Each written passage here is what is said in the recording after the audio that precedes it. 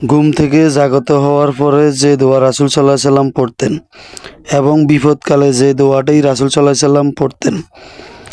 ইবনে মাজাহ তৃতীয় খণ্ড পর্ব নম্বর 28 দোয়া অধ্যায়।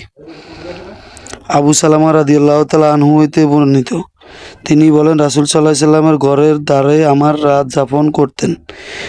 তিনি রাসূল সাল্লাল্লাহু আলাইহি সাল্লামকে দীর্ঘ সময় ধরে রাতে বলতে শুনতেন, বিশ্বজাহানের প্রতিপালক মহান পবিত্র আল্লাহ তাআলা। অতঃপর বলতেন, আল্লাহ সম্পূর্ণ পবিত্র এবং প্রশংসা তারই প্রাপ্য। হাদিসটি 3879 নম্বর রয়েছে।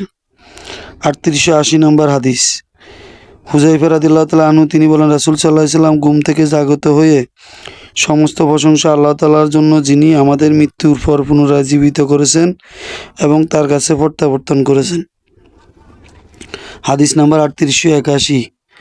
মুআজ বিন জাবাল রাদিয়াল্লাহু তাআলা আনহু হইতে বর্ণিত, তিনি বলেন, রাসূল সাল্লাল্লাহু আলাইহি সাল্লাম বলেছেন, যে কোনো বান্দা পবিত্র অবস্থায় রাত যাপন করলে, ঘুমে জাগ্রত হয়ে আল্লাহর নিকট দোয়া করলে, আখিরাতের কিছু প্রার্থনা করলে, তিনি অবশ্যই তাকে দুনিয়া ও আখিরাতে দান করবেন। হাদিসটি 3881 ইবনে মাজাহ তৃতীয় খণ্ড বিপদকালে পড়ার দোয়া। হাদিস নম্বর 3882। আব্দুল্লাহ বিন জাফর রাদিয়াল্লাহু তাআলা আনহু তার মাতা আসমা বিনতু উমাইয়াস রাদিয়াল্লাহু তাআলা আনহা বলেন, রাসূল সাল্লাল্লাহু আলাইহি সাল্লাম আমাকে বিপদকালে পড়ার জন্য বাক্যগুলো শিখিয়ে দিয়েছেন। হে আল্লাহ, আল্লাহ আমার প্রতিপালক, আমি তার ও সাথে কোনো কিছু শরীক করি না। এই হাদিসটি 3882 নম্বর রয়েছে। ইবনে আব্বাস রাদিয়াল্লাহু তাআলা আনহু হইতে বর্ণিত, নবী সাল্লাল্লাহু আলাইহি সাল্লাম বিপদকালে নিম্নোক্ত আয়াতগুলো পড়তেন। আল্লাহ ব্যতীত কোনো ইলাহ নেই, তিনি পরম সঞ্চিত, মহান সম্মানিত, পরম দয়ালু, মহান আরশের প্রভু। আল্লাহ মহান পবিত্র, সাত আসমানের প্রভু এবং মহান আরশের প্রভু। আল্লাহ মহান পবিত্র। একদা ওয়াকির রাদিয়াল্লাহু তাআলা আনহু প্রতিটি বাক্যের সাথে লা ইলাহা ইল্লাল্লাহ বলেছেন। এই হাদিসটি 3883 নম্বরে রয়েছে। কোনো ব্যক্তি তার ঘর থেকে বের হওয়ার প্রাক্কালে দোয়া পড়বে।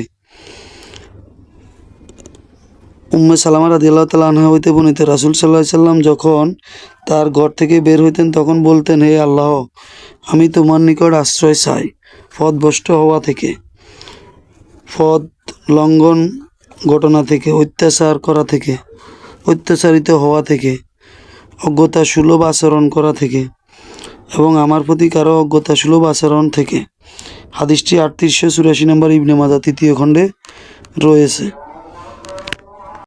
হযরত আবু হুরায়রা রাদিয়াল্লাহু তাআলা আনহু হতে বর্ণিত, নবী সাল্লাল্লাহু আলাইহি সাল্লাম যখন তার ও ঘর থেকে বের হইতেন তখন বলতেন, আল্লাহর নামে। আল্লাহ ছাড়া ও ক্ষতিরোধ করা, কল্যাণ ও হাসিল করার কারো কোনো শক্তি নেই, ভরসা আল্লাহর উপর।